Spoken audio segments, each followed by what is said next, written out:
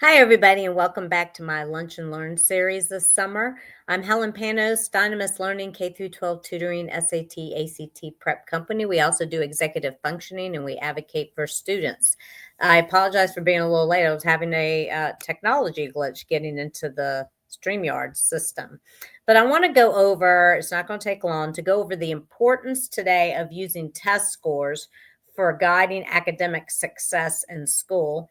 And this is important. A lot of people and parents may not be doing this and or asking others like a tutor to do it, but you should really be asking for test scores and really paying attention to those because they are one tool that schools use to make placements, especially in middle and high school, that they use it to guide different decisions that they make in terms of the levels of maths and readings that your and language arts that your child may go into in middle and high school.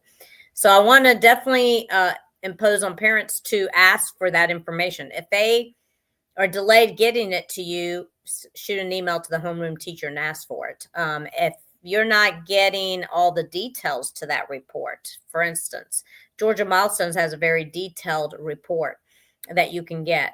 I believe MAP as well. iReady, I'm pretty sure iReady does as well. I think every test, schools tend to give you just the basics, like what's the percentile, but you probably as a parent should ask them for the detailed reports. So it'll help if you have a tutor, such as ourselves. We use that information to help guide us even more and help my tutor guide us which way to go to help fill in gaps or advanced kids. So, number one is I want to say test scores are a snapshot. They're not the end all be all. So they do provide insight into your child's strengths and weaknesses, any area of improvement that's needed or support that's needed. It's not a judgment call because remember, they've taken a test one time on that day at that time. It might be how they felt for the day. Maybe they didn't do well because they weren't feeling well. Number two is identify the learning gaps early. And I really want to stress this, identify them early. I'm talking in elementary school, as early as third grade. Second grade, there's back and forth issues about whether that's a good grade level to really be concerned. But if you're seeing a reading issue at second grade, yes, I would say definitely. But learning gaps early is very important. Parents tend to wait thinking that the problem is going to get fixed somehow, but typically it does not. Scores help uncover struggles in subject matters like reading or math before report cards are ever revealed. We know report cards typically come out the 9th and the 18th week, but some school systems do the interim reports at 4.5 weeks. So those are very important. Now, the first 4.5 weeks, I wouldn't get too stressed about those. Sometimes if a kid's failing and maybe they just didn't do well on that first test, and they only have one test that's being averaged into their score, their overall score. But still pay attention because why did they fail that first test is the question. So they may need a review of those concepts because especially if it's math, it builds upon itself. So you don't want them to not have done well on their first test. It could be showing some kind of a study issue, anything like that, or a gap. I definitely want to share how someone had reached out to me last year from Decatur, and the child they thought was having a reading issue, and they really were because I asked for the prior MAP scores, which was in third grade, and then the ones in fourth grade that they took. So I could see that there was a definite up and then down. So that showed me there could be an issue there. And that really helped us tutor her and figure out which way to go and what to look for. Three is personalizing the support and tutoring.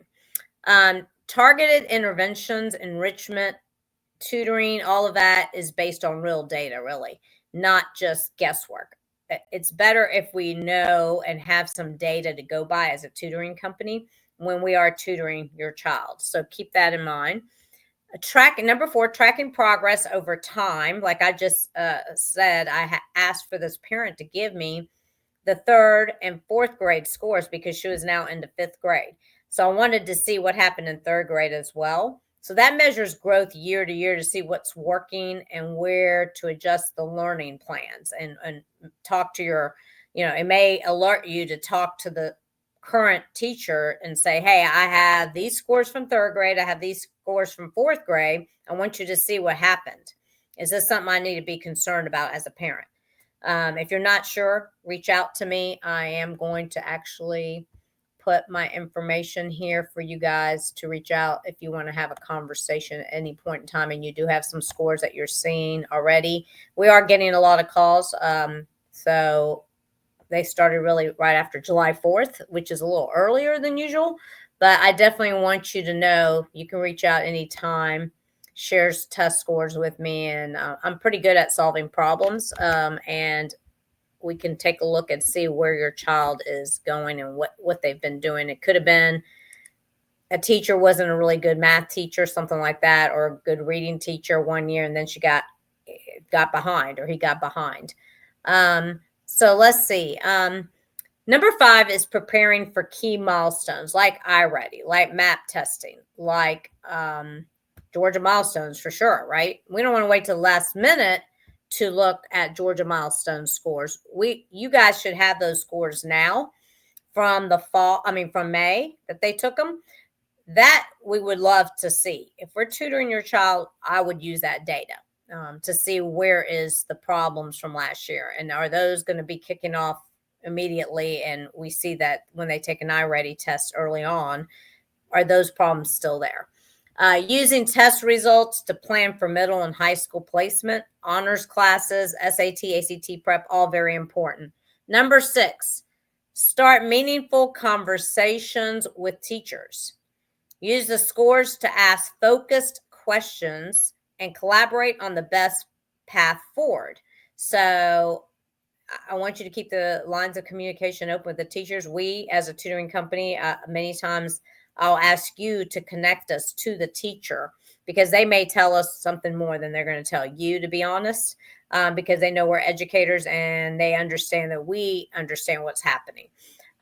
It's kind of like an inside, I guess, know it kind of thing where we automatically kind of understand each other.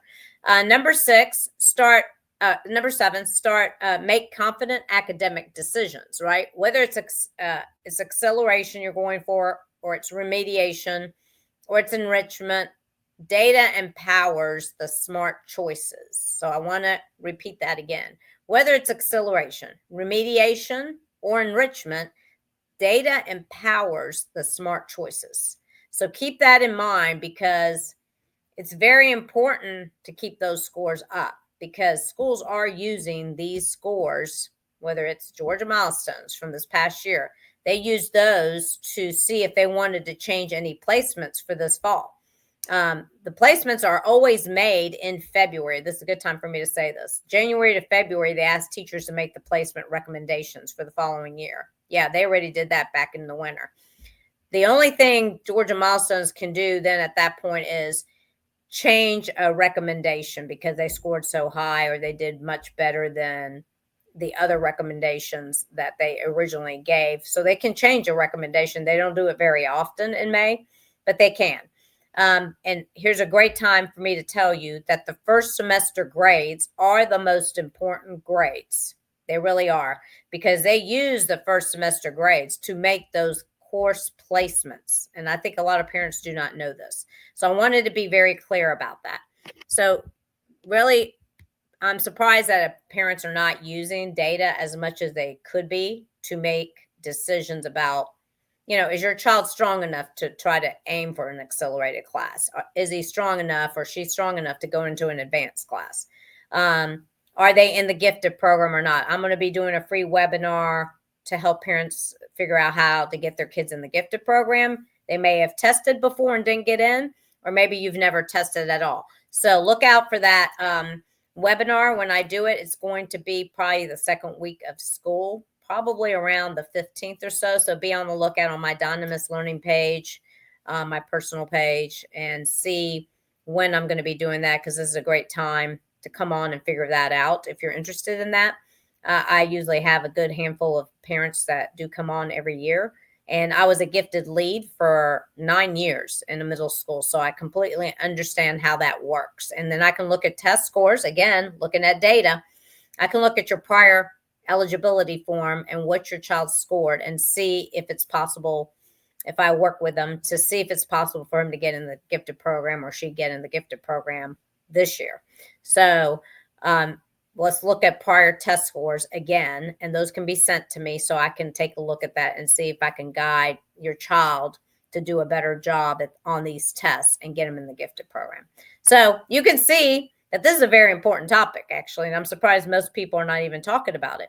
But I definitely wanted to put it on here before school gets started. A lot of Metro Atlanta County school systems are starting August 4th. A couple of them are starting August 1, next Friday. So I just wanted to bring that to your attention, to pay attention to these Georgia milestone scores that just would have come out.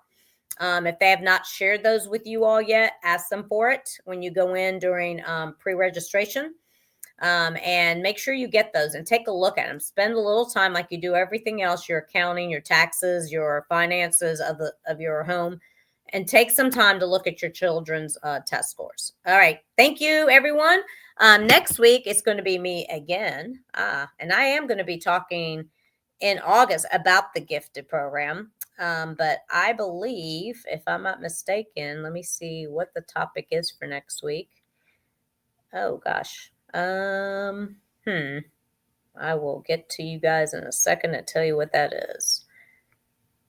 And we had a great executive functioning webinar, by the way. For those of you that signed up, it was great. Make sure you get the replay.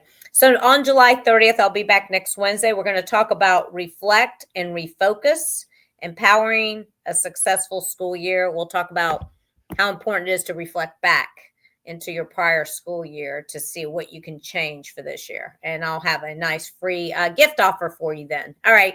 Take care, everybody. Bye for now.